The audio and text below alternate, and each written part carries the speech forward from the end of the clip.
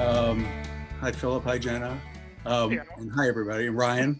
I guess I joined a little late.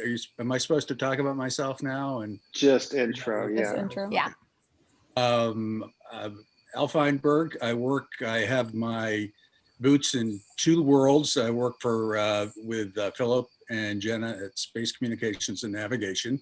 I'm in the Policy and Strategic Communications Division, and I work for a lovely woman named Barbara Addy, and I am the Strategic Content and Media Advisor. And when I'm not doing that, I work as the same. I get to pick my own title, so I do the same for NASA Television as well. I used to be senior producer there, and then I went to the Kennedy Space Center for 7 years, and then just recently came back to headquarters, where I'm very, very happy to be. Before I joined NASA in 2002, just before the Columbia accident, I spent 20 years as a television news reporter, traveling the country. Started in a small place called Presque Isle, Maine, and ended up in Washington, D.C. at a network affiliate there. So, and then I moved over to NASA because TV wasn't fun anymore, and NASA was going to be. So. Wow, small world. I started my career in Maine as well. Where? In Rockport, Maine. Oh, really? Okay. Yeah. That's great. That's great. Yeah. I have dear friends who live there right now. Yeah, it's beautiful there. It's probably safe there. Were you broadcasting or print? No, I was in film at the International Film and Television Workshops. Oh, the workshop.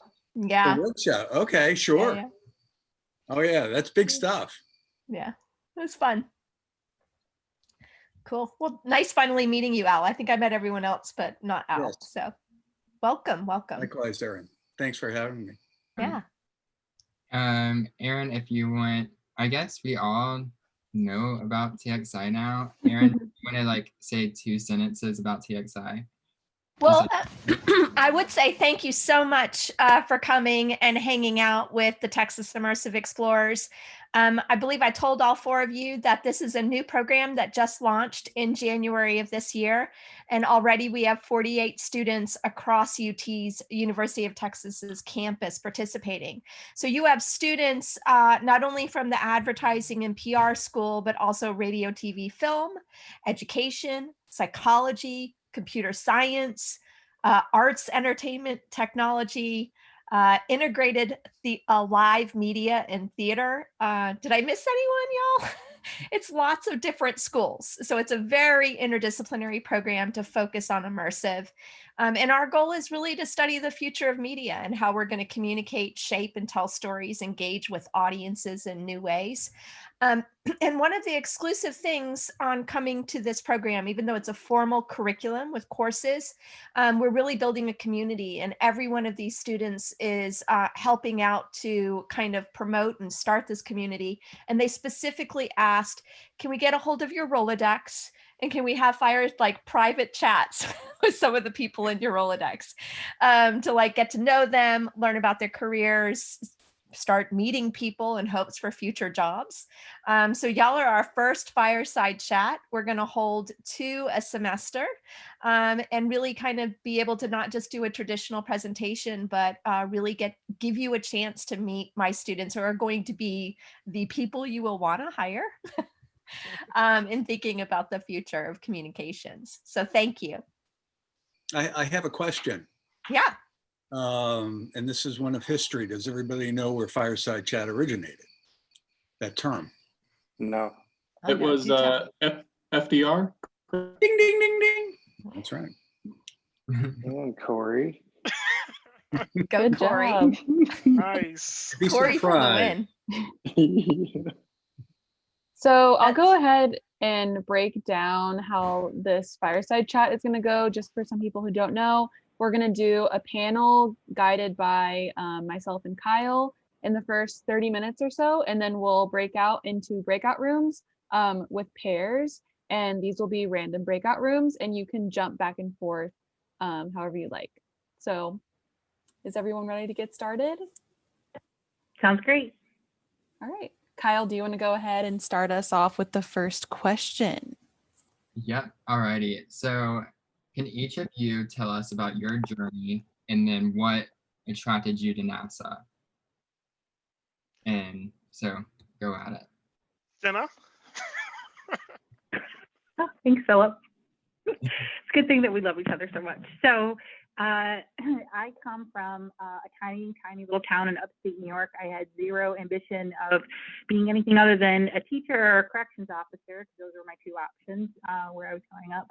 And I went to university in Australia, and then I came back to the States, and I went on Craigslist, and I found this random job working for a defense contractor, writing reports, and I was a grad student, so that worked out great for me.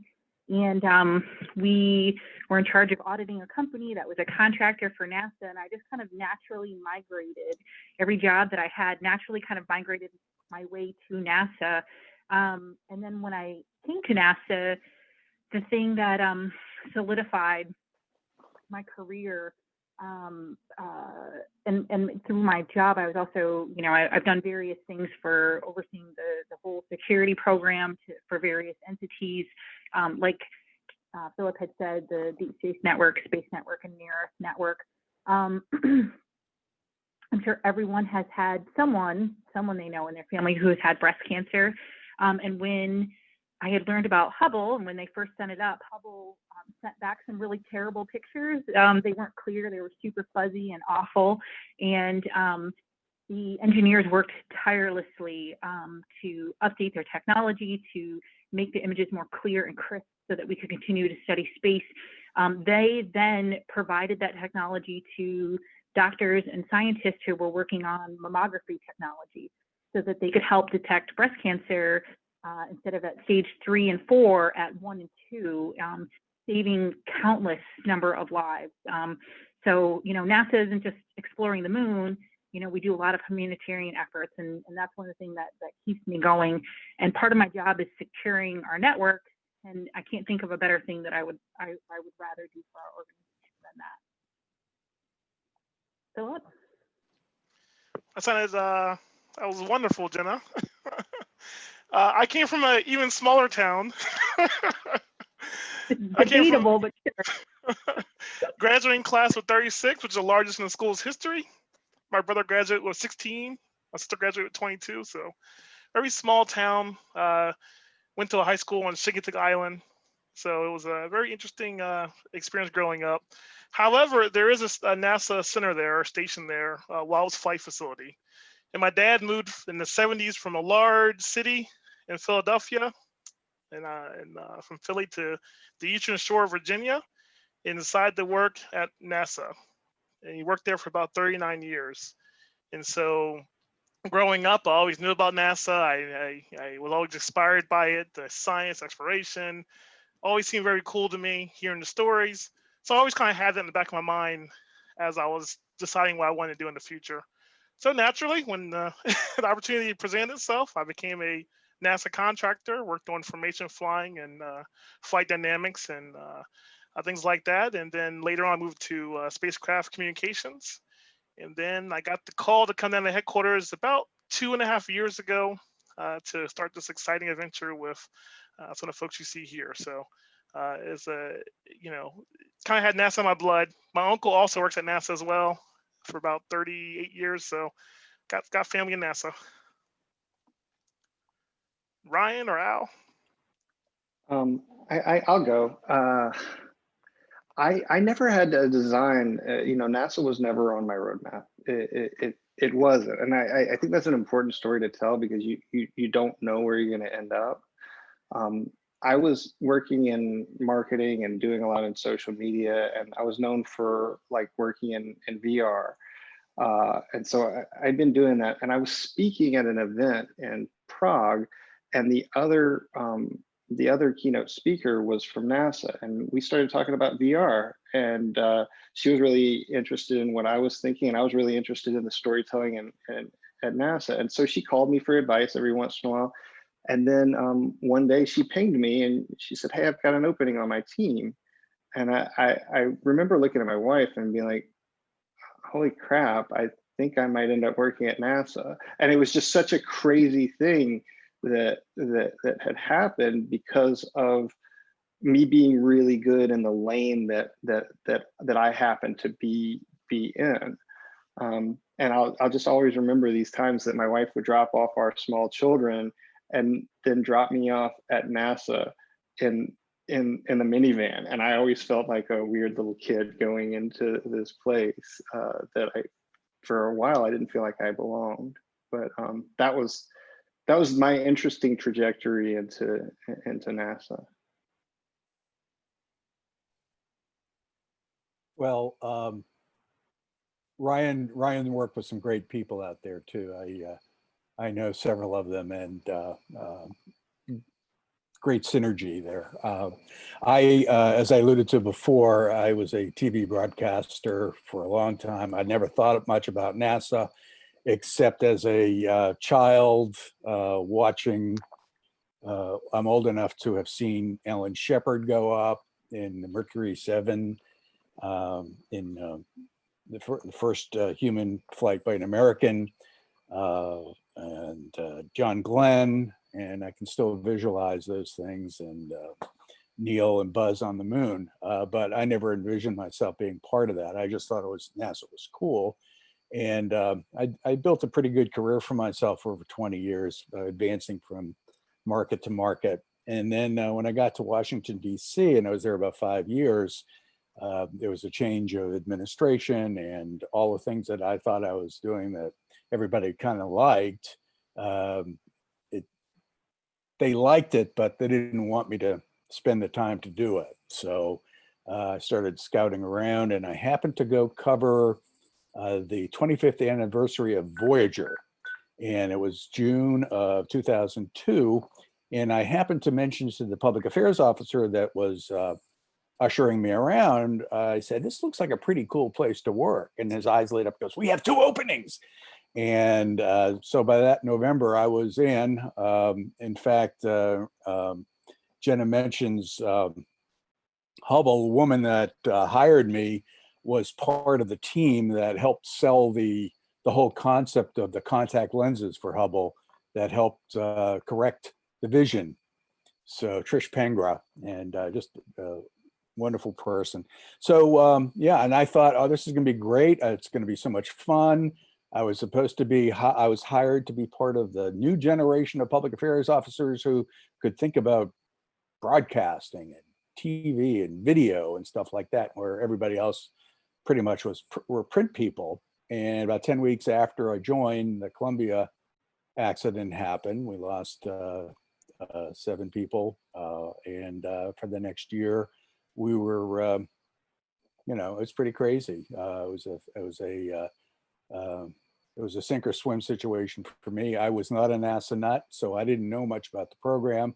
And I found myself very disconcerted by being on the other side of the camera now. And people like the New York Times calling me for comments, where I used to be able to be cool and walk in and say, "What do you have to say for yourself?" So it was kind of daunting, but eventually it cut my footing, and I can really say that it's been really great. And one of the things that Ryan made me think of was that when you come to NASA as a television reporter, a journalist, it's your job to go in every day and get a new story and learn all you can about it in about 2 or 3 hours, then figure out a way to back out of that and explain it in 1 minute and 30 seconds in a way that everybody sitting at home drinking their beer or eating their dinner can understand. So you're a quick learner. And I used to think I was pretty smart until I got to NASA, and I realized how many smart people were there. So it was tough. It was a learning experience in many ways. Well, thanks, guys. Those are awesome stories. So the next question we have is, what has been your favorite project, most meaningful project that you've worked on at NASA? Yeah, I'm looking at Jenna again. Jenna, you always start. No. No. Meaningful project. Okay, so a couple of years ago, NASA had a really a really bad incident that happened to one of our networks. And we had a bad actor, there's bad actors all over the place. And, naive people think NASA is just here for peaceful space exploration. And why would anyone want to, harm us? Unfortunately, we give so much of our research away. We collaborate with so many other agencies around the world, other companies around the world. It makes us a pretty easy target because we are so giving and free with our information.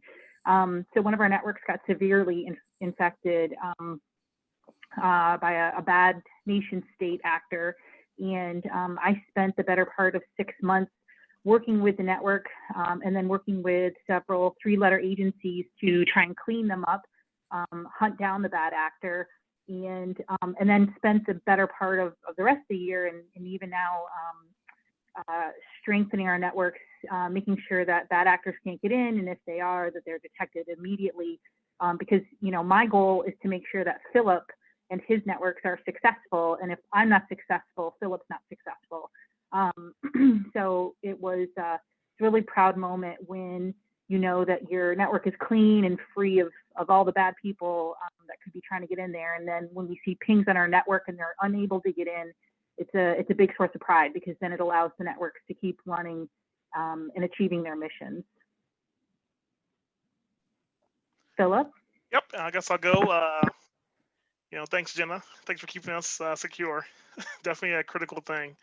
Right now what I'm doing with the networks is, I think, exciting for me.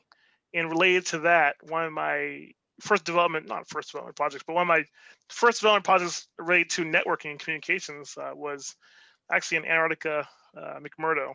And so I'll put that background up because I took that picture when I was there. So I got to go to McMurdo 4 times.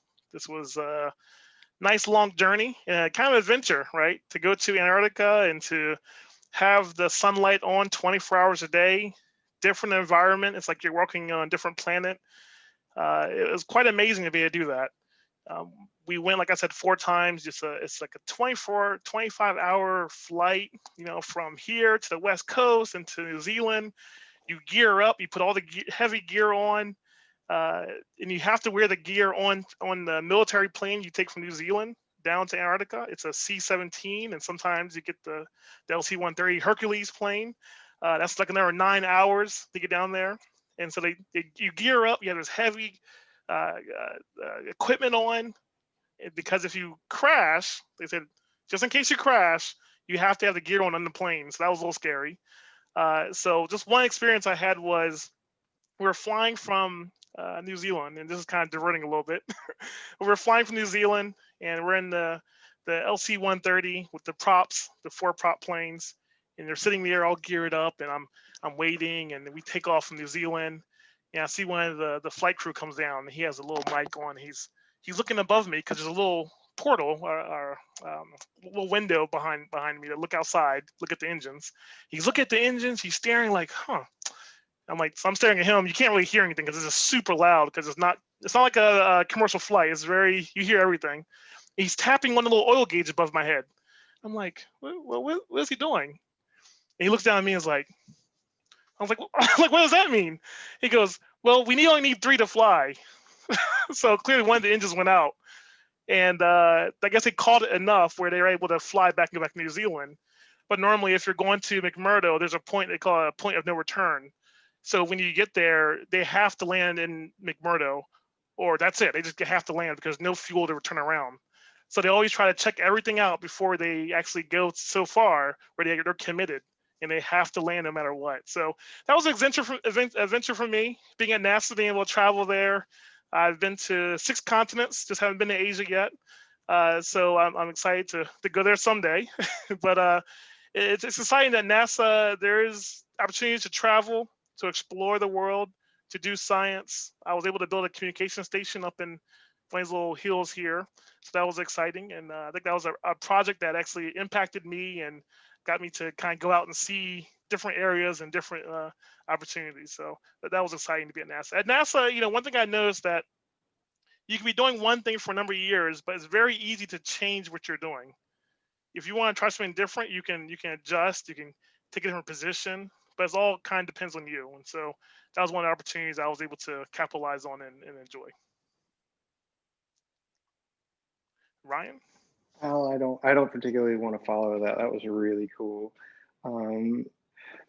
For me, like, you know, I'm no longer at NASA, and I'm able to look back on it in this way of with a bigger understanding of what my job was. And it's so hard for me to pick like one favorite thing that I worked on, because in communications, my job was to understand in a general way, like as a generalist, like the story of each thing, which I just relished. I loved learning. It was like, you know, when you're out of, like, you guys are in college now, and sometimes you're like, hey, it sucks. But when you get out of college, you're like, hey, I'm not learning, you know. And at NASA, you're always learning. So I found things that I fell in love with constantly, like the DSN. You know, when I hear Philip and Jenna talking about that, I get passionate, I get, you know, all charged up, you know. And then, you know, at NASA, you find all these pockets that you love. Like I started to dive deeper into climate change. You know, young folks, please get out and vote, by the way. You know, climate change is a big thing, and NASA has like one of the only climate pages that is up by the government now. So that's really important stuff. And my job was being able to communicate those messages and finding ways, because we are, and NASA is an FFRDC, a federally funded research and development center. See how we love our acronyms. So we're not able to like do any type of paid advertisement or paid social media. Everything has to be organic, and you have to be really, really damn creative to come up with something that's going to get that type of liftoff in the stories. And Al can attest to that. Like, you know, you're giving out all this information for free, but if you're not giving it the right lead, and you're not making the video good, and you're not putting it on NASA TV correctly and sharing it and having the right news people come in, that's what I love most, is the ability to fall in love with different things. And, you know, I feel like so many of us are kind of trying to tell you guys, hey, you can do anything. And it's really true. You can end up at NASA. I was a pretty average student. If you guys are in this class, that means you're above where I was at. I just barely scraped by, you know, but find something you love, and then you're going to be able to do whatever you want with it. You know, that's kind of my way of looking at my time at NASA. But to wrap it all up, at JPL, we make the robots. And when I started realizing that I was telling stories about robots, I got really excited. And then when I found out that all the robots were female, because in nautical terms, all their, you know, ships are females. So I started thinking, holy crap, all these robots are females, and they're scientists and they're engineers, and they're on these other planets, and they're just badass mama janas, you know? Like, that inspired me, and I was able to understand, like, this is how I'm able to tell a story, and how I'm able to look at the demographics. Like, NASA has 73% male following and only 27% female. And that's, you know, that's kind of aggregating a lot of different centers. But if women knew this, and there were more women that were telling that story at NASA, it would be a better place, and we'd be able to tell these stories better. We'd have better scientists. And I keep seeing these women come on. You know, I'm a white male, but my boss was female, her boss was female, and her boss was female. That doesn't happen much, and I was really proud of that. So, I mean, sorry, that was way too much, but Yeah. that's what I want the young people to take from this, is that, dude, you can be a badass female that's putting female robots into space to do what we can't do next, to go first. Robots go first, and then we go after them. That's a cool damn story. And as a 43-year-old white guy, I probably can't tell it as well as you guys can. I've got to say, Ryan, you kind of hit one of the nails right on the head. In the 17 years that I've been at NASA, I've seen a lot more inclusion and diversity, gender-wise and race-wise, color-wise, and it's really, really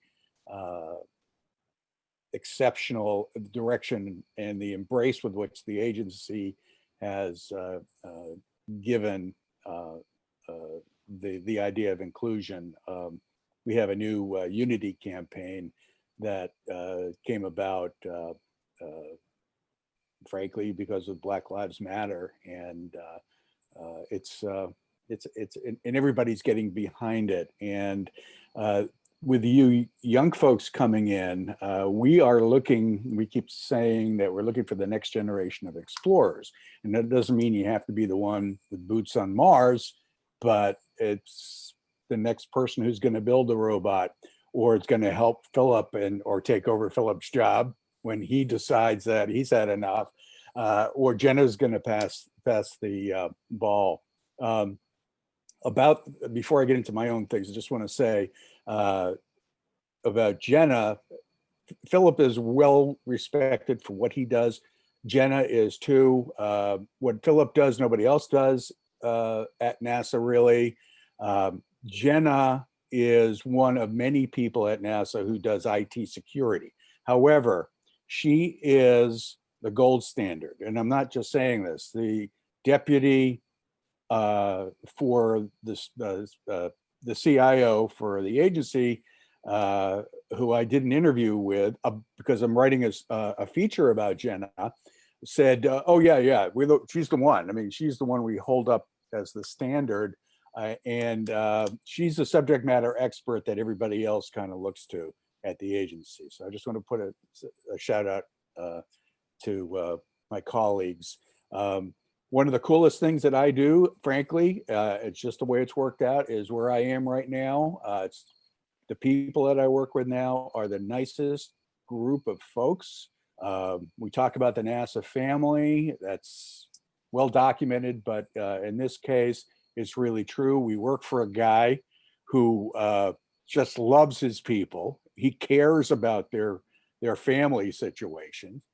He's a very brilliant guy, and he's in some ways, and I say this with true endearment. He's a character, but he is just such a smart guy and a nice guy. And when you look at his face and he says, "How's the family? How's your daughter doing? How's this going on?" He really means it. And it's like, whoa, I'm working with this guy. This is pretty cool. And that hasn't always been the case. Sorry for that. But as a storyteller, I've had a lot of good stories at NASA. People that I've worked with, and at NASA, I've been to plenty of events, launches, landing. I was at, I guess one of the coolest things, I was at JPL. I had watched the launch of the Mars Science Laboratory back in, oh gosh, I think it was like 4 years earlier or 3 years earlier. And then I was there for the landing. Maybe it's not that many years, probably 18 months or 2 years. But I was at JPL with Leland Melvin, who is a former astronaut and was our deputy administrator for education. He was hanging out with Will.i.am. And my job was to just kind of hang out with them and make sure that the guy who I was working with, the videographer, the freelancer in LA that we picked up, was getting all this great stuff. And this guy was great. So I just kind of hung out and watched, and it was great. Just watching Will.i.am text, as the thing comes down and lands. And so that was really neat. I used to do live shots, satellite interviews with local television stations around the country. I would book them. The administrator's office would say, we want to get the administrator on Wolf Blitzer. So I'd call up and offer them up and do things like that. Got to meet some really incredibly brilliant people. Got to have some great names to drop if you're into that kind of stuff. I got to work with Buzz, and I'm proud to say I worked with Neil Armstrong on more than one occasion. I will tell you a story that if I have, do I have the time, Olivia? Okay. Go ahead.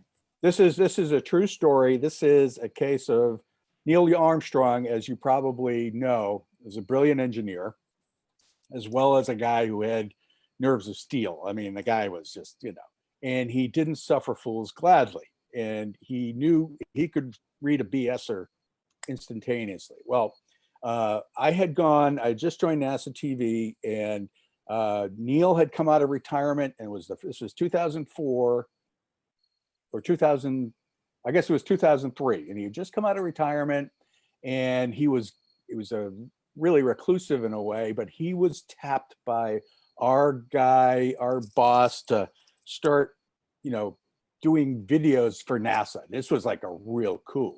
So as a senior producer, I worked with him downstairs in the studio, and our videographer and I worked with him on several things. We had him reread a couple of things, and it was great. And like, oh, Neil Armstrong, working with Neil. So a week later, I'm in Guatemala, in the jungle, standing on a tiptoe with a sat phone, getting a call from headquarters. Where's the tape? And we said, well, where's the tape? Patrick, where's the tape? I left it on the show, I left it on the shelf.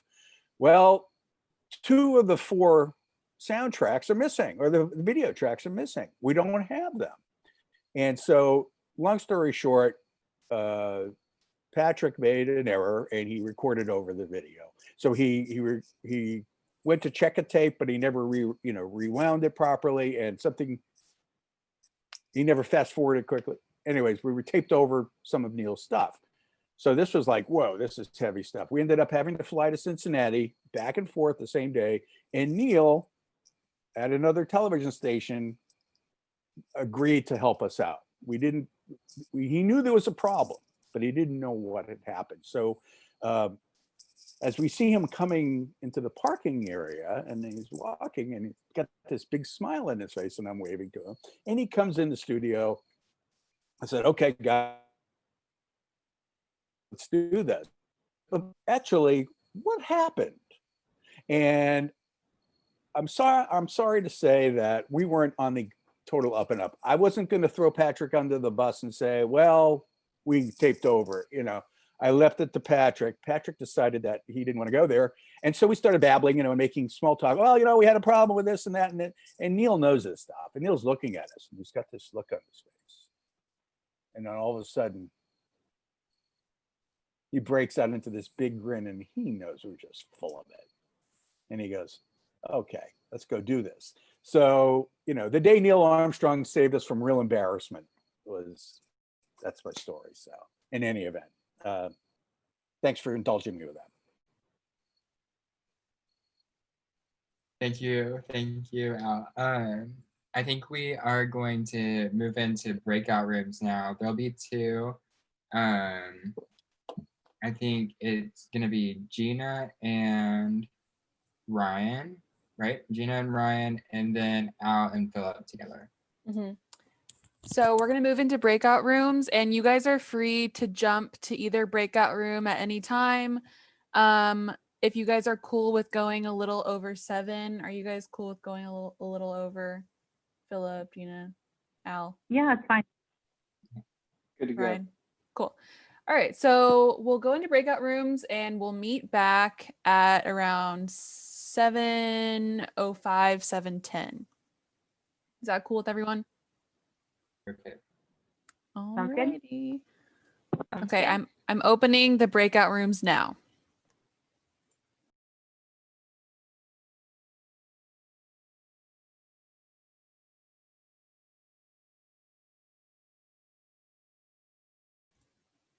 GNSS, but you guys are going to be able to tell stories in ways that we can only imagine. So more power to you. And there will be jobs. And if it's something you really like, go for it. Because the last thing you want to do is get stuck in a job that you're not happy with, because life is way too short. Very true. If you don't mind, I got a question. I think it doesn't say very cleanly from. So Al, with doing a lot of the media stuff at NASA, like, I don't know if you go just a little while, like any big discoveries, how do you like find new stories to tell all the time at NASA? Well, most of the stories are generated by programs, the events, if you will. And for a long time, the focus was on the hardware at NASA. Oh yeah, look at this big rocket's taking off, and it's got X number of million pounds of thrust, and and Lockheed Martin built it, or and this and that. And this was music to the ears of the contractors and the people whose businesses were built on this stuff. But when you really stop and think about it, why was Apollo such a big deal? I mean, how many of you guys, if you look back and ask people, they don't necessarily remember the names of all the Mercury capsules, which was a big deal then, but they remember the people. The people are what make good stories, and everybody's got a story, and how you tell their story can make it interesting or not. I used to work with a guy in Youngstown, Ohio, and he was a great reporter and anchor. And he'd hold a pencil and say, "I can do a story about this pencil in 10 seconds, and I can make it interesting, or I can take 2 minutes and make it interesting." It's all about the skill of writing and storytelling and what appeals to people and being able to relate to them and draw them out, and it's across platforms. The platforms are only conveyances for stories. It's not, content is king. No matter what the platform, the VR or whatever. I mean, you can say, let's take Alexander Graham Bell. Dr. Watson, come here, I want you. That's what he said. And those were the first words said over the telephone. Well, that was pretty cool. Well, people realized that, well, if I can say this, maybe I can say it in a better way. And maybe I can tell the story of, so, I mean, that's a really rough example, but the point is that it's a skill and that needs to be honed. And some people have that capacity to do that, and they should be able to do that across many platforms. The platforms, of course, are really important, but if you have good content and you have a good subject matter or a subject, you should be fine with that. Sorry, I get off in tangents. All good, I appreciate it. As a follow-up to that, I was curious because when I think NASA, I definitely think exclusive, right? Like this is such an important part of our lives that I'm sure definitely we see it on every history book, every science book. There's some form of NASA somewhere. So I was curious about how y'all got here in terms of the teams. Is it that there are large teams? Is it small teams? When you first got to NASA, what was it like? I know for me, I started off as a NASA contractor for a very small company. It was like I was like employee number 12 or 11. So there are a lot of small teams in NASA. There's we have these centers around the country, right? And a lot of the efforts that are done, a lot of things you maybe not hear about human landing. We're talking about Gateway program, but behind that is a lot of smaller teams that work on things that are very critical. Like when we talk about propulsion or a GPS receiver, I worked on a small team that designed a GPS receiver we can use GPS halfway to the moon. Nobody would have thought that you could use GPS almost all the way to the moon because it's just made for the Earth. But a small team, almost like think tanks, work together, and we tried to work outside the box and think of different ways of doing things. and that works very well. And it's a lot of small teams. Even the team we have now, though I do have a large organization, the individual teams like at headquarters is really small. Al, we're not that we're not a large group at headquarters, So it's nice to have that closeness, that bond. You work effectively. Like Al said, they become your family, and I think getting to know somebody well helps you be more effective in your job. It's not you're just going to work and it's just cold and like, how you doing? And yes, I do this. No, there's that familiarity. There's that discussion. There's that drive to want to help as well. Not that you're just doing a job. You actually want to help and want to make NASA successful. And your teammates. Yep, and your teammates. Absolutely. Does that answer your question? Yeah, definitely. I think I was really just thinking about earlier how you said you're a family. I was thinking, I wonder how large that family must be. And especially coming from students like who are really interested in a job in immersive at some point. I think I could speak for most of us. It's quite intimidating to think about working at NASA. I get everybody's head nod. Yeah, I mean, one thing we talked about before, I think with Kyle and others was NASA being large. Sometimes, you can you can see people who are like, well, that's an astronaut, man. What are they doing talking to me? Like that happens to me all the time. I'm like, whoa, okay, that's the administrator. Should I look at him? Should I wave? Okay, and like half the time, like I'll be outside, we're at a food truck, and the administrators are getting food too. I was like, oh well, yeah, we're all human. Of course, there's a food truck's outside. He needs to eat. I need to eat. Not a big deal.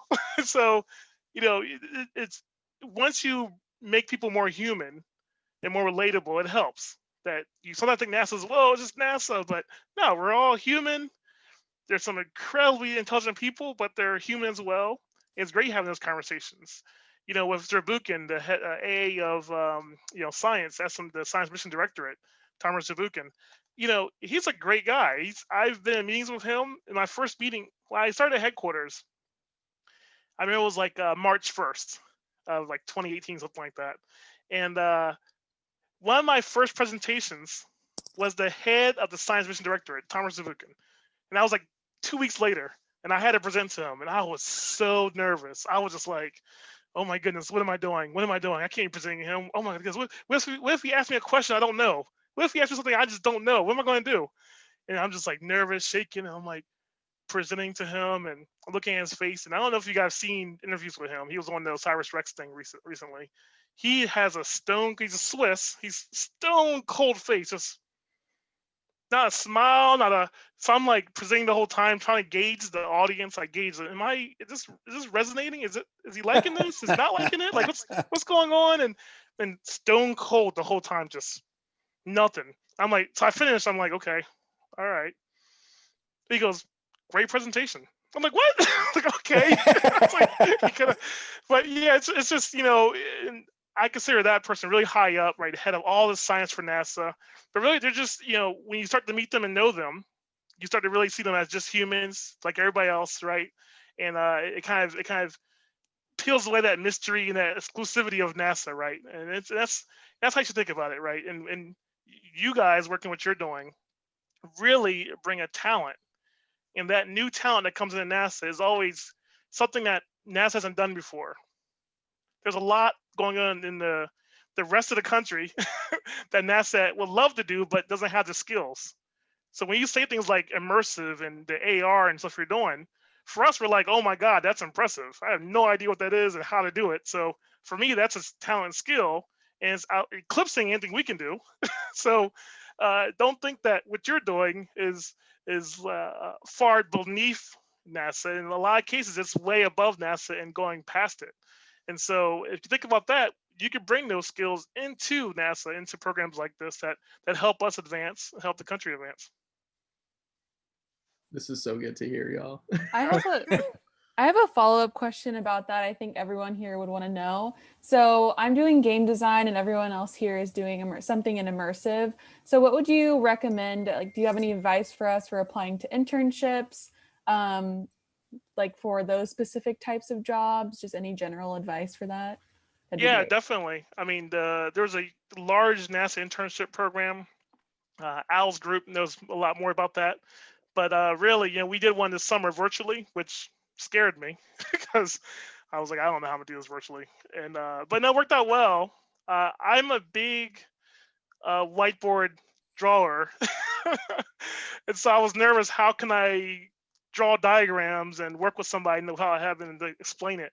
But it worked out well. We just had to tag up more, and so we're doing virtual. So there's I think intern.nasa.gov. We have a Scan One, the Space Communications Navigation Program internship that is really successful. We kind of even globally have interns that are supporting us, and that's a good way to kind of see what you like. I was talking to an intern who's is interning until December. He was asking about internships and things like this. He was working for us, and I told him that if you take an internship and you find you hate the internship, that's a success as well. Because if you go into an internship and you hate something, that helps you decide that, well, that's not a path I want to take. So you're narrowing down what you want. I say if you take an internship and there's a piece of it you don't like, that's great too. You're like, oh, I don't like that. I like this. But you won't know until you try it, until you go into that program. Because he was considering taking another program in their internship. I was like, oh, do it. If it's bad, great. You'll learn and you'll be able to choose what you want to do in the future. But if you don't do that, you'll never know. And so if you're a successful internship, if you love it, that's great. If you hate it, that's also good. So really just trying things out is important, expanding your horizons, being flexible. Being flexible is very important. You never know where your career is going to take you. So long as you're willing to learn and good at learning, that's key. So don't lock yourself into a certain path. When I was in college, I hated computer programming. I was like, I'm not going to do any computer programming. When I started at NASA, the first thing I did was computer programming. So, I mean, you never know where it's going to take you. Just be willing to be flexible, and it'll lead you different paths. And we like to say at NASA that don't be afraid to fail, because we learn with failure. And it's, that's why we test things. People, oh, that test didn't go. Well, yeah, it's a test. We checked it out. It didn't work. We'll do something else. We'll figure it out. So you learn from that. In terms of internships, I've got to say, for personal experience, I learned a wonderful life lesson on mine. I went to the University of Massachusetts at Amherst, and I was among the first 4 interns from the school, period. This was in the 70s. And I worked at a TV station in Boston in the production department. And I remember going in and go, oh my God, how am I going to survive here? And I remember after a couple of days, I looked at this one guy and I said, he's a nice guy, but he's nothing special. And he's got a job. I can get a job. And it just gives you the confidence to hang out with these people and see, like Philip says, they're all people and they have their flaws and they put their pants up. I presume that the administrator does this. I'm not sure, but I'm going to presume that's the case. It's telework. So, yeah, he probably doesn't wear pants now. But the point is that, we're all people, and just, believe in yourself and go have that confidence to say, yeah, I can make this work. I can figure it out. And if you can get an internship, that's a great lesson. From oddly enough, not to drag on any longer, I was in a video call with the administrator over the summer. It was my first kind of video call with him, and it was about this size of this group right here. It was interesting because this is like in April actually. It was right when COVID was happening. People were getting used to their setups, and he's at home at his table, which I was like, oh, he's just in the kitchen table area. And then his kids start making noise, the dog started barking. He's like, hold on one second. He's like, talk to the dog and try to tell the kids to quiet down. I'm like, oh, okay, well, he's having the same problems we're having. All right, well, that's good. I don't feel, because I was all rigid. I was like, lock the door and all like, he's just hanging out, and the wife was cooking food. It was just very very informal. I'm like, okay, this is different. Everybody's dealing with the same things. Philip, by the way, is a star, as we would say in New England. He participated. We got him on the Mars 2020 launch show, and he was explaining communications and how the space network followed the spacecraft until it got picked up by the Deep Space Network, both of our assets. So he was doing that. He was very successful. He's a good storyteller too. And he knows how to crisp up a script, right, Philip? That's right. Chris, no more pasta. Sorry, that was an inside joke. Inside joke, sorry. Yeah. Well, thanks for the advice. Yeah, I think I just wanted to ask, I guess if you had like any key piece of advice that you think was like the most important thing you've learned on the job at NASA or anywhere else, like what would that be? Mine would be when you feel like you're in a funk, just change. Don't drag it out. Just move on. I like that. And patience.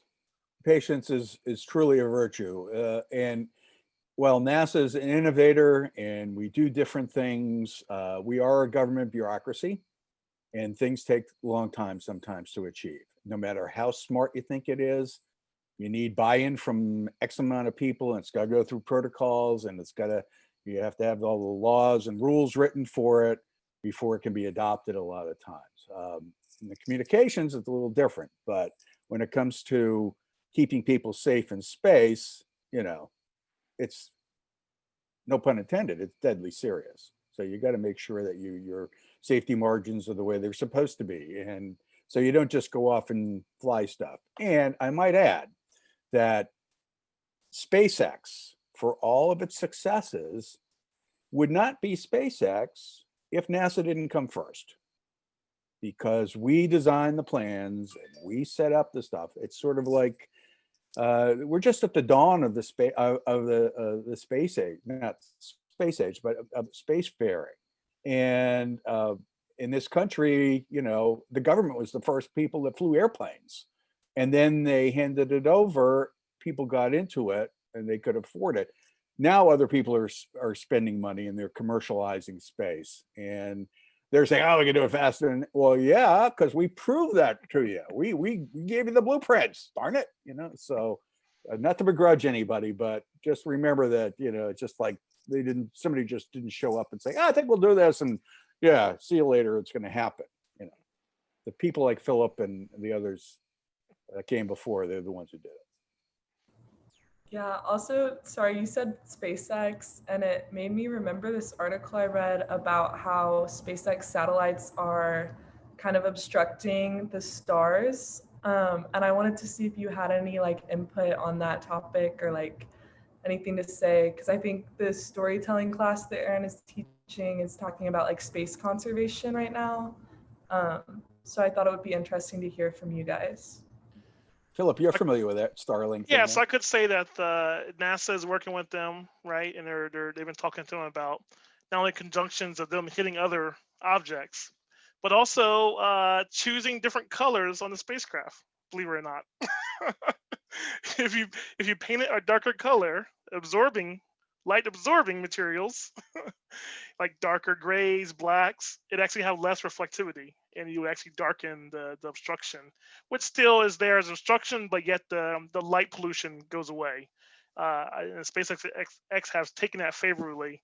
It wasn't a thought, because when you look at a lot of satellites, what you'll see is the foil, the mylar, the reflective material, that's all heat shielding that they do on purpose, right? To not overheat the sensors. But there is ways to get around it, and that's what they're looking into. But it's definitely going to be a problem, not just SpaceX. There's many companies doing these large mega constellations that going to be a challenge for astronomy. But I'm going to venture a guess that there's going to be somebody of your generation, and somebody may be working on it right now, who's going to come up with some sort of a software fix to figure into astronomical observations that are going to account for that and cancel it out. They'll figure out some way to do that. Yep. Like we used to say in TV, oh, we'll fix it in post-production, we'll fix it in post. But that's kind of the same idea. And there's a market for it. It's going to happen. Oh, yeah. I think we have time for one more question. Sorry. I was just going to say thank you. Yeah, definitely. Thanks, y'all. I can tell you're really passionate about your jobs. So that's super cool to hear. Thanks. Yep, I enjoy it. I've got a quick question if we still got some time. How do y'all like respond to sort of like conspiracy theories that go on around NASA? Or do you not respond to them at all, or Well, or how if you talk about them at all? I just think that's sort of funny. I keep urging the people at headquarters to just open up the closet in the basement and show the bodies to everybody, the alien bodies. But I'm a very small minority. Nobody will listen. So You gotta keep those locked away, Al. You gotta keep those locked away. yeah, I've got a friend of mine's asking me. I have a friend of mine, Harry, who's always, hey bud, tell me where are we going to see them again? But in terms of, go ahead, Philip. No, I was gonna say I always crack up because I know NASA's terrible at keeping secrets. Yeah, exactly. Exactly. Always like, Exactly. there's been stories of things we didn't want to tell, and they're just out there. We're like, oh well, okay, like just like hold on, let's see if this thing actually works for us before. Oh nope, it's on the news. Yeah. Conspiracy theories. The you guys know this. Being asked to prove that a conspiracy theory isn't true. No. You prove to me that I've given you facts. What's wrong with that? The Earth is round. We have determined that is a case. It's symptomatic of other societal issues, people not being in control of their lives, and bigger issues than us. And we just happen, it's cool to talk about things being staged in a, tell me that it didn't happen. Well, it didn't. But Buzz Aldrin will tell you it didn't happen. He'll punch you. In fact,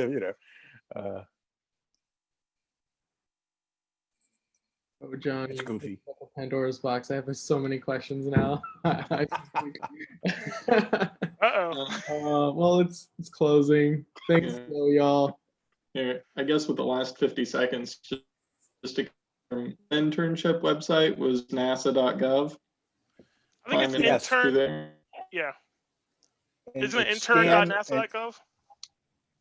Yeah, and we also have SIP, Scan Internship Project. So we have the NASA one overall, and then there's the Scan Internship Project, which is superb. Thank you very much. I'm sure Ryan would agree with me. It affects us greatly. We've had administrators who love NASA, love our mission, love everything that we stand for, and then we've had other administrations that have completely defunded our climate change department, and because it's not real. And one thing that when they were talking about how like NASA's family, when that actually happened, NASA organizations within NASA, we're all cut up into departments, much like a university is. Everyone kind of set aside a little bit of money, just put a black line, set aside money, and gave it to the departments that were completely defunded so that people didn't lose their jobs. Wow. When we're NASA, when we're family, we're family. And our job is peaceful space exploration. And, we believe in all of our missions. The climate change, as Ryan said earlier, we have satellites that are, not only just look out, but look in. So they're dedicated to continents like Africa when we have, they're looking for potential droughts that would hurt, a crop. And it would be very devastating for very poor and rural countries, so that we can engage Red Cross and get aid going.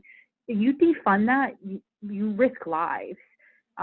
So it's various administrators have had very positive and others have had very negative impacts on our organization. But at the end of the day, NASA will find a way to be successful.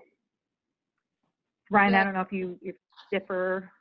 No, I would like to add to that and shout out, give you a shout out for being brave to say that while being employed by NASA, because and I'm not employed by NASA, so I can say this, under the administration that we're under now, there's a certain amount of fear because of, you know, there's a war on truth, there's a war on education, there's a war on climate, there's a war on our world as we know it. There's a freaking war on kindness, and you know, we have to be very careful with the administrators that they put in place, who, you know, the current administrator, Bridenstine, was a climate change denier, and he was put in place, but he did that politically for the most part, luckily, and he ended up being a tolerable fellow.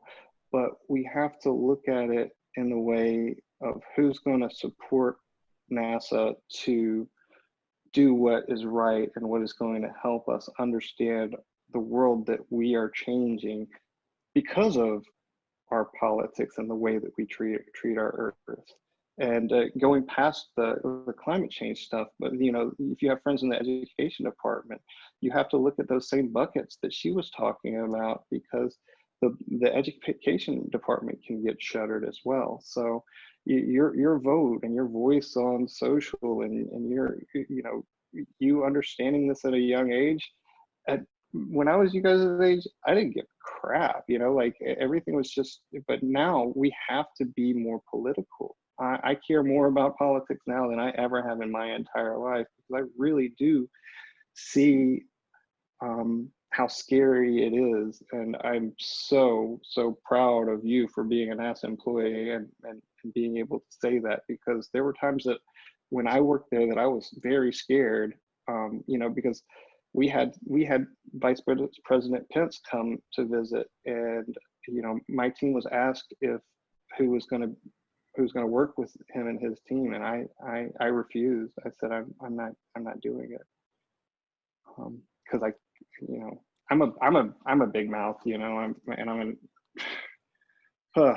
so can we move on, because I'm getting icky. That was a good answer though, Ryan. And Joy, that was an awesome question. It was, yeah, thank you very so honest. much for asking that question.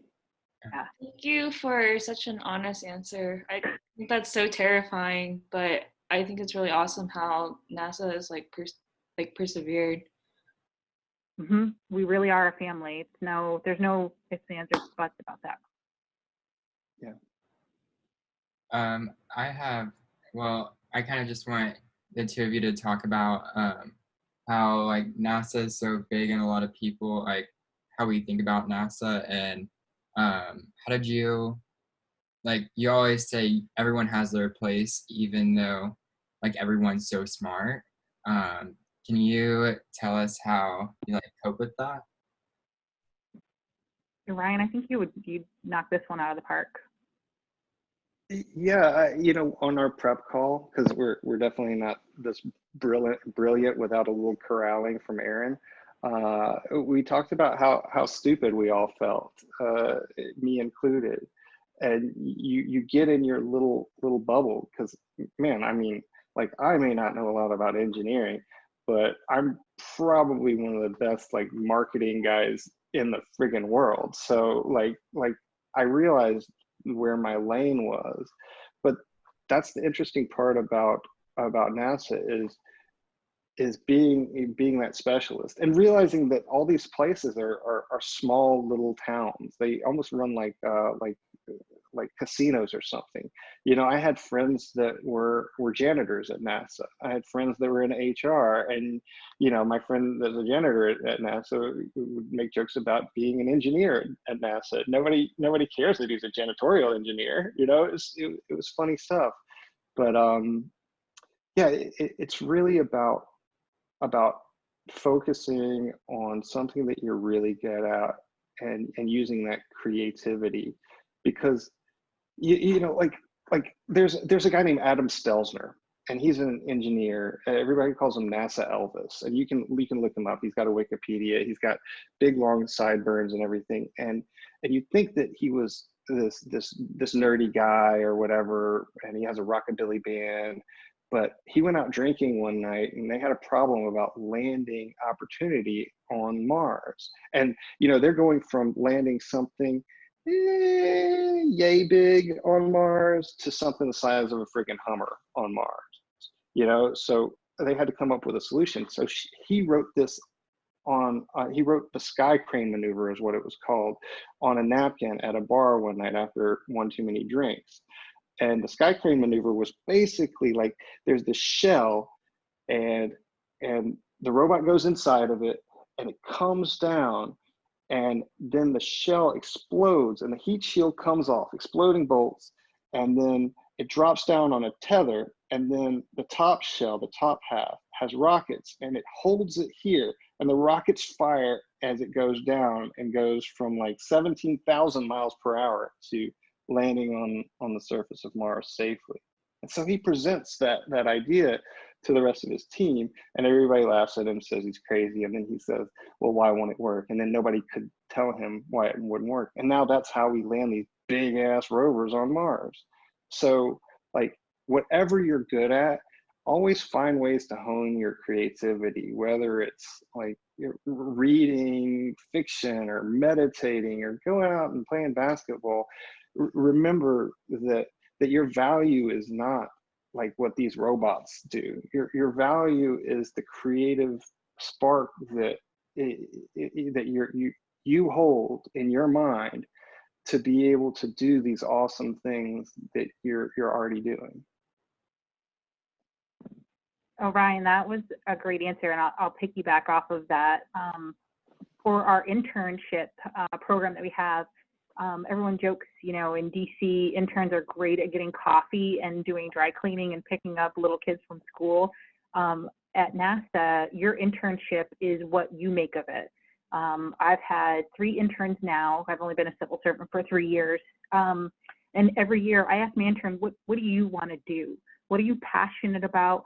What drives you? And, usually it takes a little while for them to figure it out, but I'm like, what are you good at? Whatever you're good at, that's what I want you to do for me.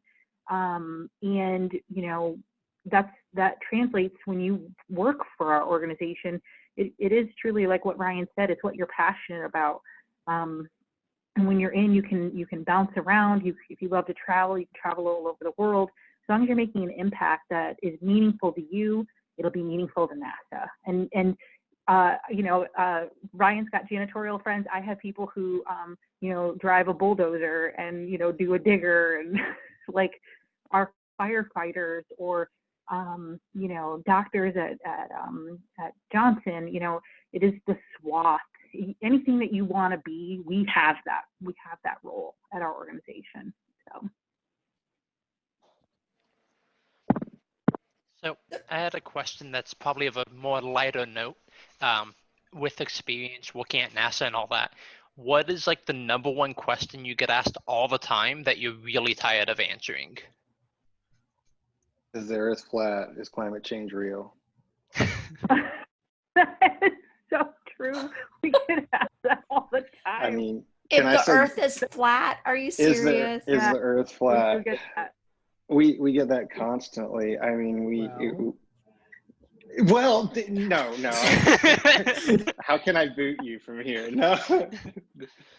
Is that something that gets asked like ironically, like people joking around, or is it the majority is like people being serious with it? No, we get serious. And then I've also gotten, NASA has a bank associated with NASA Federal Credit Union. And I was banking one day, and the shuttle program had been decommissioned at that time. And the guy had come up to me and he goes, NA at NASA. Now, it was an older gentleman. He's like, is NASA still around? Yeah, we're still, good gracious, we're still around. And he's like, oh, we're letting the Russians take us, where we need to go.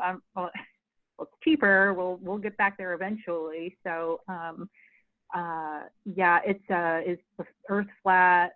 Climate change is real. And then is NASA, like, it's still around? Now, obviously, we're not getting that as much because now we're going back to the moon. But yeah, we definitely get some goofy ones. Do you get asked about the moon landing? Oh yeah, we do.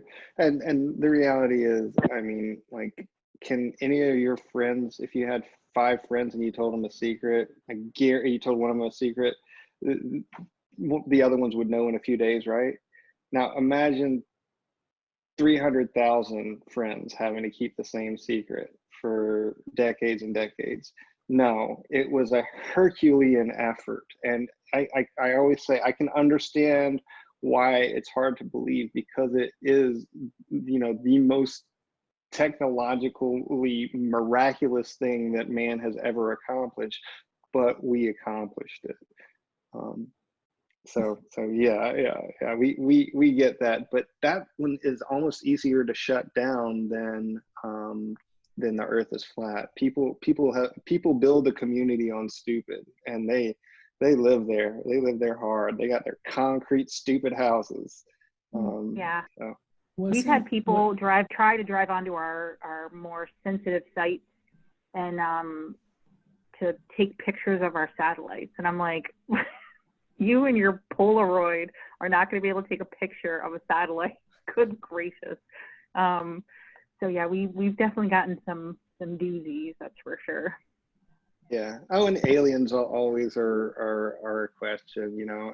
But you know, it's funny because we will find alien life of some sort, you know, sometime soon, and that alien life isn't going to be like super exciting. It's going to be some microbe or something like that, you know. But when I first started at NASA, it was late November, and so everybody was taking off. It was in December. It was coming up on December, and my boss was leaving, and she was like, "I'm going across the country. I'm going out of the country, so I can't bring I can't bring my NASA laptop or my NASA phone with me." She said, "It's your job, if we find life, to get in touch with me." And I was like, I knew that part of her was just messing with me because I was just starting, but I knew that part of her was telling me the truth. You know, like it was one of those things. What's your question, Logan? Oh, I'm curious, and then sorry, I'll have to go after this, but I'm really curious about, in like working in NASA, what is your like favorite sci-fi movie, or the one that's been the most accurate to NASA? I don't know if Favorite those are two NASA different movie, things. hands down, Hidden Figures. Oh, that's a good one. That's such a good one. Yeah. The other ones are like being a doctor and watching like ER or you know, a TV drama. Like you're like, that's not real life. Like, good gracious. So the Matt Damon one. The Martian. Being a JPLer, like that one is mine. My boss gave Donald Glover the lanyard that he was wearing, the NASA social lanyard. And there's so many stories about that one that relate to JPL, even though it's not like perfectly scientifically plausible. You know, Andy Weir, you know, that's also hits the communication things, because Andy was communicating with the engineers to make sure that he got, you know, a lot of the science right and everything like that. But and great VR experience. Yeah. One of the funniest things about that movie is they came to JPL to look around, and they noticed that everybody was wearing like khaki shorts and tie-dyed shirts. You know, everybody at JPL looks like a stoner from 1980 or something, you know. And so they're like, "Oh man, we got to redo wardrobe," because they were all like, they had everybody dressed up in suits and ties, and at JPL, man, like everybody just straight up looks like they are stoned or something, you know. So that was a funny thing about The Martian that I always love when I watch that.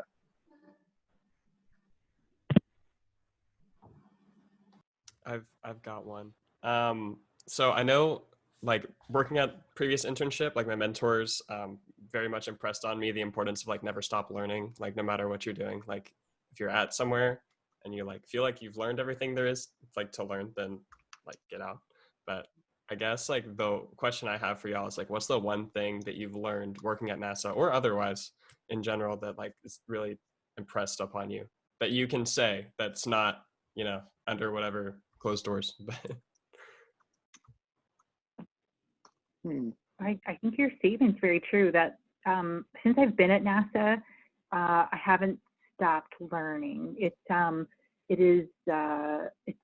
gift. It really is. It's been phenomenal because every day I spend, I work with the smartest people everywhere, and every day we learn something new. And I think that's why we feel so stupid, because, you know, we're at an organization every day like I am a grown adult, like I should at some point I should plateau, but oh my gosh. And NASA is really interesting because we have a very high retirement age. Like people will go into their 80s and 90s, and they even say that every day they learn something from the younger generation. You know, they'll bring some new technology in that they can apply to what they're working on.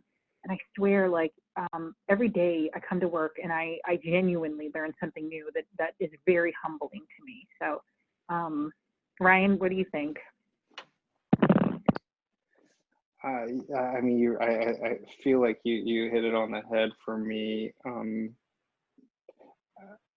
A lot of perspective. You know, having a lot of different jobs give you a lot of different perspectives. So never crap on any job that you had in the past, because it's gonna put you somewhere. I mean, I worked at McDonald's when I was like 14 years old. You know, making $3.15 an hour because I'm elderly.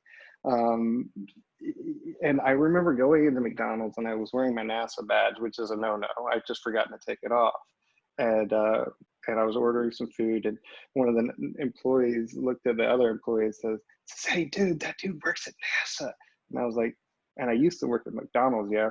And they're like, "Oh, snap," you know, and they just really love the fact that I had worked at McDonald's. But one of the things that you take with you from everything is that story and that ability to relate to other people and to relate stories to other stories. So like the first tweet that I wrote for NASA was about the Perseverance rover. It was when the Perseverance was being built, and you know, she's in space right now, you know.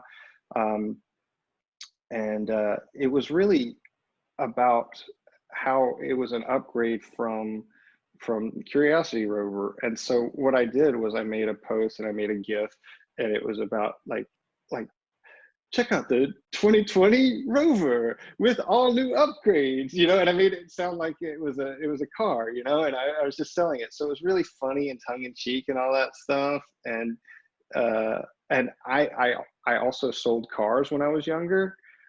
So I had that, and I really did that kind of funny marketing to it. And it was the first tweet I sent out for NASA. And I just remember when I pressed the button, I watched it, and then it like exploded, because, you know, as a normal tweeter, you're like, ooh, somebody liked my tweet. But then you're like watching it hit like 1,000 retweets. You're like, holy shit, man, you know? And so you realize that, you know, if you tell something that is relatable, people are going to like it more. If I just came and said, here are the specs of the new rover, then 3 people at NASA would have done it, you know? So I love to take all the things that I love with me. And my fault is you know, kind of like a gross piece of silly putty, because a lot of times I pick up the filth. So listen to me, young folks. Try to shake off some of the filth. You know, don't take a lot of the anger with you. Just feel the love. You know, I'm working on that my damn self. Thank you very much. Appreciate it. Thanks again for coming out tonight. I know, Yeah, I think no Mika has something as well. Yeah, so I was wondering, you mentioned aliens earlier. I was wondering what your positions are on this whole like signs of life they're finding on Venus, and Russia claiming that like Venus kind of belongs to them. How do you feel about that? I have some strong feelings about that, at least from I'm not familiar with what's going on at Venus, but at least the second part is, regardless of your political affiliation, like space belongs to no one and everyone. And it drives me bananas, you know, with the advent of Space Force and, you know, an increase of malicious activity in outer space that, you know, puts our satellites and our astronauts in danger simply because people, countries, nation states want ownership of something that is a communal thing. It's everyone's and no one's. That's part of my job that's extraordinarily frustrating.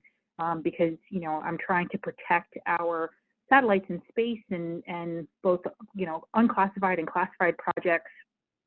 And it is a power grab, and all it does is hurt humanity. And that is, gosh, something that absolutely drives us bananas. And, you know, I always hope someday we'll have political leaders who will be more interested in collaboration, you know, like we're doing the Gateway Project to the Moon, which is basically the next International Space Station that is going to be built by a multitude of countries. You know, Canada and various countries in Europe are all contributing a piece of this house, this space house. And we really hope that, you know, countries who have space organizations participate and collaborate versus, you know, colonize and claim ownership. So NASA's trying to do their what they can for their part to help that out. And if, you know, we got shenanigans growing in Venus and, you know, Russia claims it's theirs, that's very shame on them. Thank you. And with NASA was the only like space organization in the U.S. for a long time, but now that we've got SpaceX and the Space Force is forming and everything, do you feel like your position in this whole situation is changing? At least for me, we collaborate. I actually get asked this question quite a bit. We collaborate a lot with commercial partners. We can't exist without them, and they can't exist without us. You know, SpaceX uses uses Kennedy as their home. When you know, if you get the chance to go out to Kennedy, half the property there is you know, ours and theirs, and we work very collaboratively with them. I think if anything, it just all gives us a lot more job security because, you know, the interest in space is not deteriorating in any form or fashion. I agree with that. You know, SpaceX is an enabler of getting more science up in space right now. Who knows what it'll be in the next 10 years. And it seems like Blue Origin is finally actually doing something, you know, occasionally. But it's a very interesting time. And I hope that it is the beginning of a new golden age of space exploration. Thank you, guys. I think we're about to get booted out, so just fair warning. Cool. Thank you. Thank you. Thanks We'll again, see you everybody. back at the Thank main you. station, but really appreciate it. Conspiracy theories. Yeah. Oh, we tapped into that. Yeah. Flat earthers. I convinced everyone that the Earth is flat and that climate change is not real. Al wants to show everybody what's in the basement of the headquarters. I want to know what's in the basement. Well, Yeah. they're slightly decomposed, but have you heard about the grays and the whites? We shouldn't have had this so late, Aaron. Dude, I'm jacked up on coffee now. I'm totally good. We did talk about you, Aaron, in the workshop. I recalled seeing an article, I'm not sure if it was in Down East Magazine, and photoshopping was just coming into vogue. This was in the 90s, early 90s, and the ethical questions behind that. And it was a picture of somebody at the workshop who had superimposed a fire on a roof. Oh, yeah. Yeah, that might have been me. Oh, right. Well, it was Seriously, just, you know, I was that was there in the groundbreaking 90s. stuff. Yeah, that was groundbreaking stuff. And I think, again, what you guys are doing is in the same vein. Yeah, well, I'm thank you so much, all four of you, for participating, and to Olivia and Kyle for organizing this. This was our first fireside chat, and I hope all of you guys got something out of it, because I know I sure did. We are in the middle of, a lot of the students actually here are in experimental storytelling, and they're helping to write Eyes on the Sky immersive experience. So I just spent before this 3 hours reviewing interactive scripts for 6 worlds in this this big immersive experience. So like I now know I need to go and interview all of you and show you guys this experience before we go into production in the spring. make sure it's accurate. Well, I'm sure you'll teach us a lot. Oh, it's fun. Learn from each other. I hear you guys talking about NASA, and I think and about always learning, and constantly being learning. And I feel like I got that too in my career of like drinking from the fire hose. And I think that that's sometimes the best places to be is when you're surrounded by people smarter than you. And I think that you taught that to all the students is like, be around people that are smarter than you. They'll continue to make you curious. And y'all definitely have done that for us tonight. So thank you. Pleasure. No, thank you for the invite. It was a pleasure and I enjoyed it. Thank you guys so much. I don't want to end the meeting. No, it's like we're at the fireplace. It's s'more time, right? That's right. So we'll have to do this again. Yeah, go ahead. You have all the students. One of the prep questions I got was about clearances, and we didn't touch on our breakout room, but I do want to tell the students on the call, if you come work for NASA, probably at some point, or you work for any defense contractor or any government organization, at some point you will probably be put in for a clearance. So don't do drugs.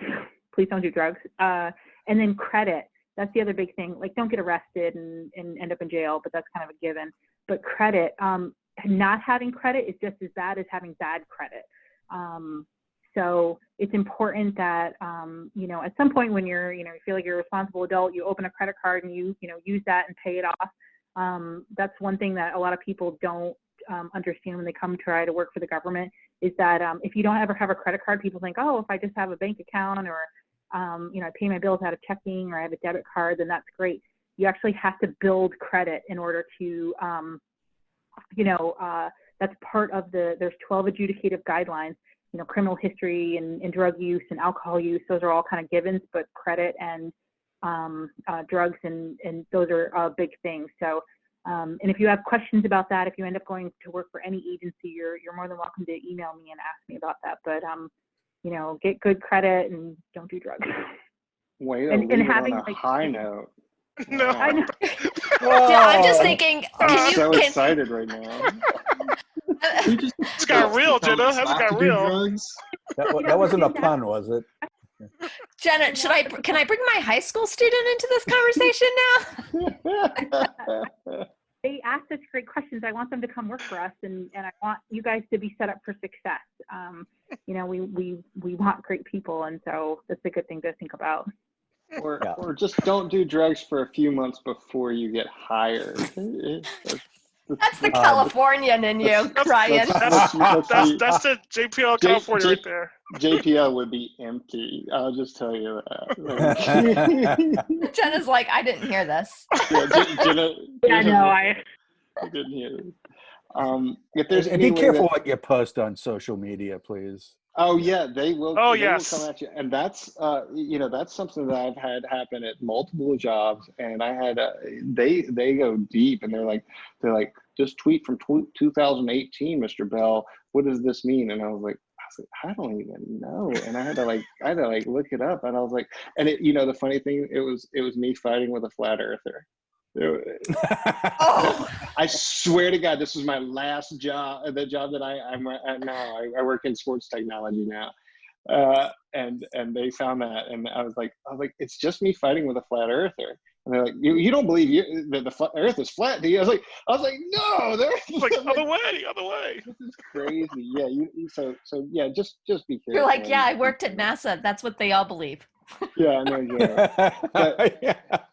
But guys, make sure you have the right connections with people, and I'm gonna put my LinkedIn in chat.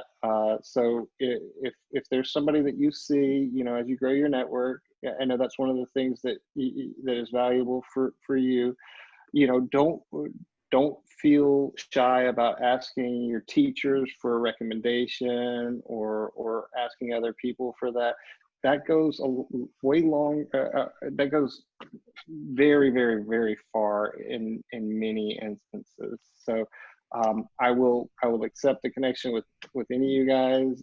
So I'm really excited to see what you do in the future.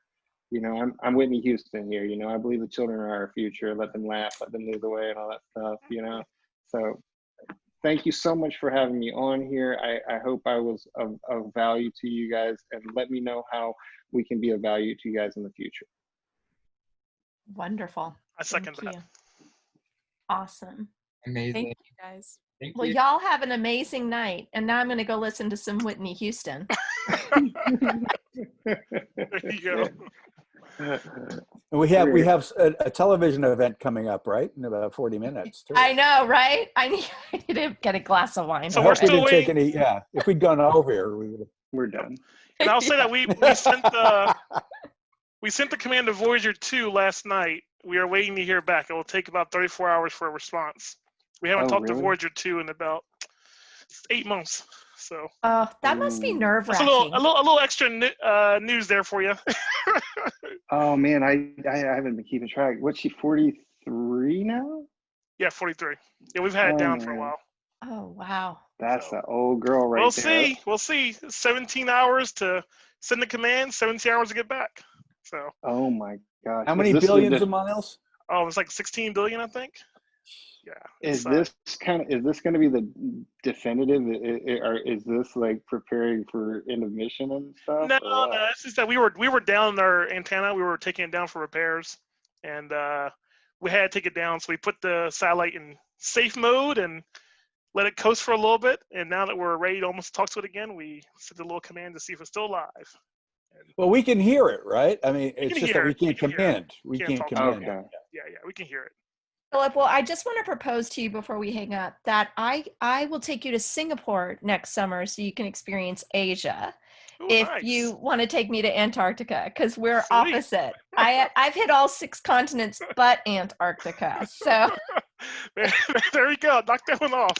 So you just need to knock these off. That's right. You need somebody to document it, so that's right. Take me along. Right, exactly. Aaron should preface with the fact that I'm on the team that's going to Singapore, and we pitch in 2 weeks. We got to get the grant first. So. Okay, well, they're gonna win. They're my students. They're gonna win. That's right. Don't chew gum in Singapore, though, right? Yeah, don't. Yeah, I heard about exactly. Don't do that. Well, we had to apply to get some contractors there last week, and they weren't letting anybody go there for COVID, and they got approved, and so we're going to go fix an antenna there. Nice. Well, thank you, everybody. It was very enjoyable. Yeah. Thank you very much. Yeah. Thank you so much for having us. Great host. Bye, Ryan's daughter. Let us know if we can help.